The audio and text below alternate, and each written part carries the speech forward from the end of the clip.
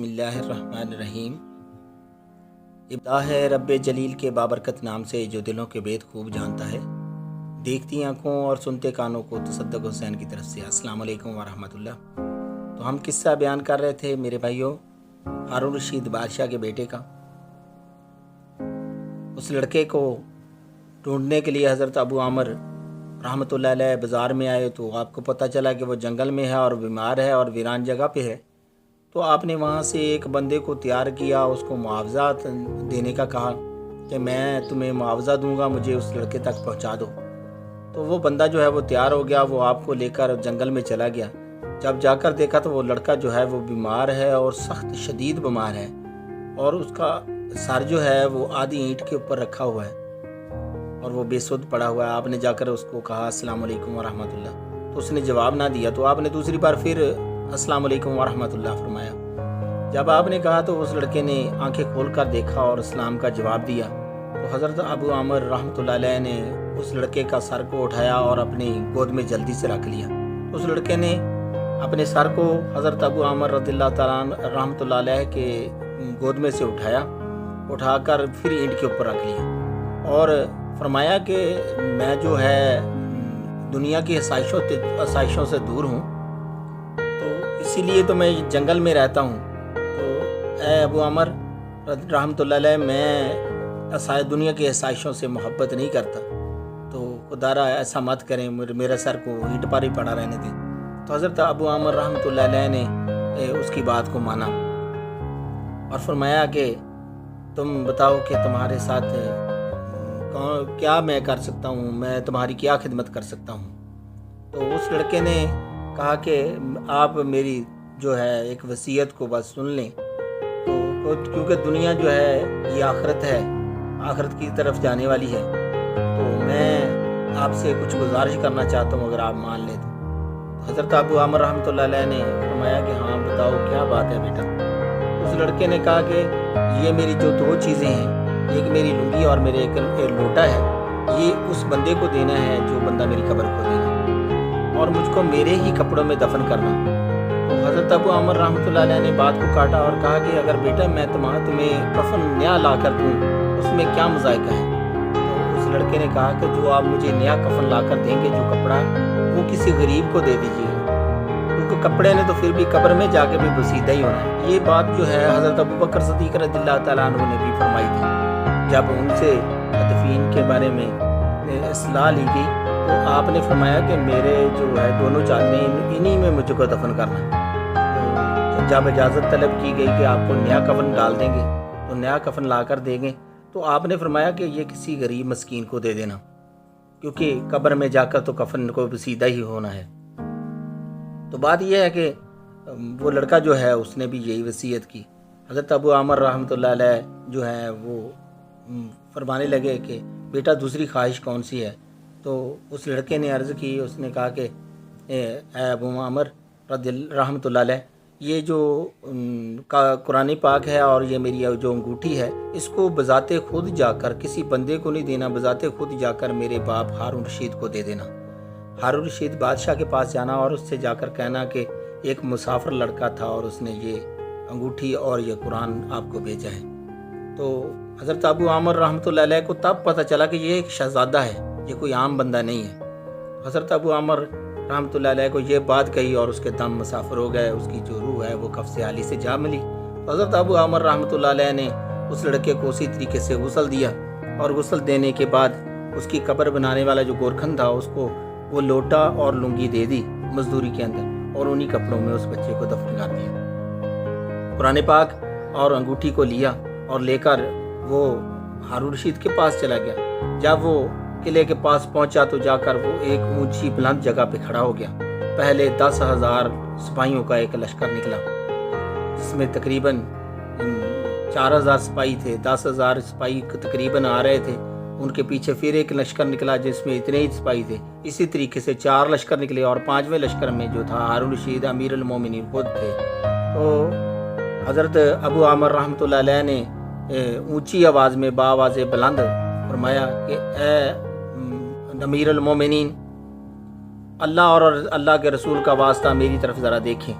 تو امیر المومنین نے نظر کو اس طرف دڑایا تو حضرت ابو عامر رحمۃ اللہ علیہ نے جلدی سے قرآن پاک اور انگوٹھی کو لیا اور بھاگتے ہوئے ہارون رشید کے پاس آئے۔ جب آنے لگے تو سپاہیوں نے روک لیا تو ہارون رشید نے کہا کہ آگے آنے دو۔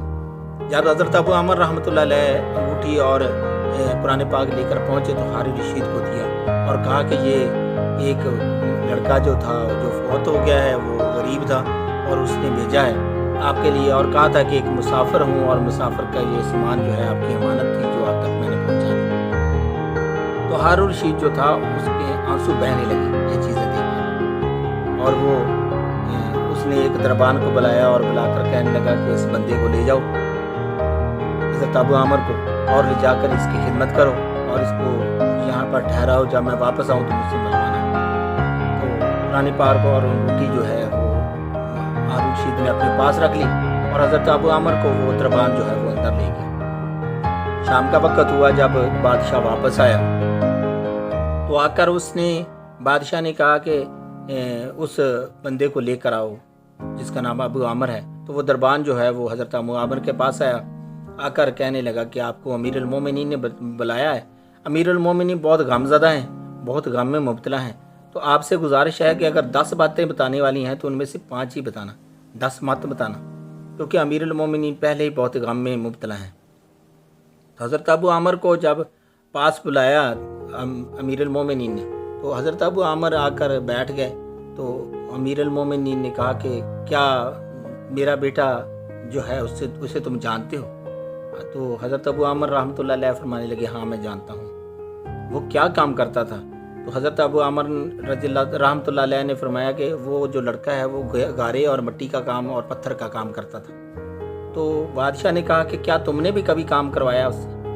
تو جو حضرت ابو عامر تھے وہ کہنے لگے، انہوں نے سبات میں سارا لایا کہ ہاں بالکل میں نے بھی کام کروایا ہے۔ تو ہارون رشید بادشاہ جو تھا وہ پھوٹ پھوٹ کے رونے لگا اور اس کی آنکھوں میں سے نعرے بہنے لگے اور وہ کہنے لگا کہ کیا تمہیں نہیں پتا کہ یہ حضرت محمد رسول اللہ صلی اللہ علیہ وسلم کے چاچا حضرت عباس رضی اللہ تعالیٰ عنہ کی اولاد ہے، تو میں اس سے یہ کام کروا رہا ہوں۔ تو حضرت ابو عامر رحمۃ اللہ علیہ جو ہیں وہ ان کی آنکھوں میں بھی آنسو آ گیا اور کہنے لگے کہ میں سب سے پہلے تو خدا سے اس پشیمانی کی معافی مانگتا ہوں، اس گناہ کی معافی مانگتا ہوں جو میں کر بیٹھا ہوں۔ مجھے پتہ تب چلا جب اس سے میں نے کام کروایا تھا، اور جب وہ فوت ہوا تب مجھے پتہ چلا کہ وہ ہارون رشید بادشاہ کا بیٹا ہے، وہ شہزادہ ہے، کوئی مزدور نہیں ہے۔ تو بات یہ ہے میرے بھائیوں کہ دنیا کی کھیتی جو ہے دنیا میں رہ جانے والی ہے، دنیا میں سے انسان کے ساتھ کچھ نہیں جائے گا۔ اس بات سے سبق یہ ملتا ہے کہ ہم کو اللہ اور اللہ کے رسول کی تابعداری کرنی چاہیے۔ تو حضرت ابو عامر رحمۃ اللہ علیہ سے جب سب کچھ دریافت کیا تو ہارون رشید نے خواہش ظاہر کی کہ میں اپنے بیٹے کی قبر پہ جانا چاہتا ہوں۔ تو ہارون رشید بادشاہ جو ہے وہ حضرت ابو عامر رحمۃ اللہ علیہ کو ساتھ لے کر اس کی قبر پر گیا اور جا کر چند ایک شعر پڑھے اور روتا رہا اور دعا فاتحہ کی۔ فاتحہ کے بعد حضرت ابو عامر رحمۃ اللہ علیہ جو ہے وہ گھر پر آ گئے۔ وہ کہنے لگے کہ میں بہت تھکا ہوا تھا اور میں سو گیا۔ میں سوتا ہوں، کیا دیکھتا ہوں ایک قبہ ہے، یعنی کہ جس کو ہم دربار بولتے ہیں، وہ قبہ ہے اور قبہ جو ہے وہ نور کا بنا ہے اور اس کے اوپر اس طرح ابر برس رہا ہے کہ مجھ سے دیکھا نہیں جا رہا، اتنا خوبصورت اور اتنا پیارا مزار بنا ہوا ہے۔ تو اس میں سے اس بچے کی آواز آتی ہے، اس لڑکے کی آواز آتی ہے جو حضرت ہارون رشید کا بیٹا تھا، امیر المومنین کا بیٹا تھا، اس کی آواز آتی ہے۔ وہ اس میں سے آواز یہ آتی ہے کہ ابو عامر میں تجھ سے خوش ہوا، اللہ تجھ پر راضی ہو، اللہ جل شانہ کی تم پر رحمتیں ہوں، تو تم نے میری ساری امانتوں کو پورا کیا اور میری تدفین اچھے طریقے سے کی، تو میں تجھ سے بڑا خوش ہوں، اللہ تم سے راضی ہو اور اللہ کا رسول تم سے راضی ہو۔ تو میں نے دریافت کیا کہ بیٹا تمہارے کیسے حالات کیسے جا رہے ہیں، تم کیسے ہو؟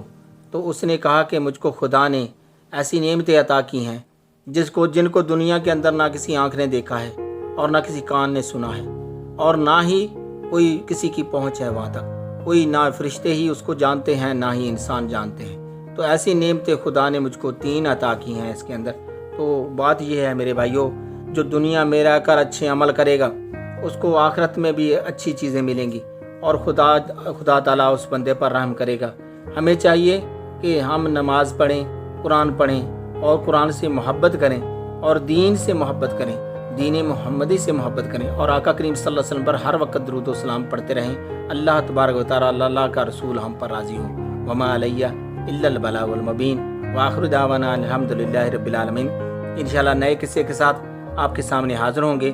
جب تک کے لیے اجازت چاہتے ہیں۔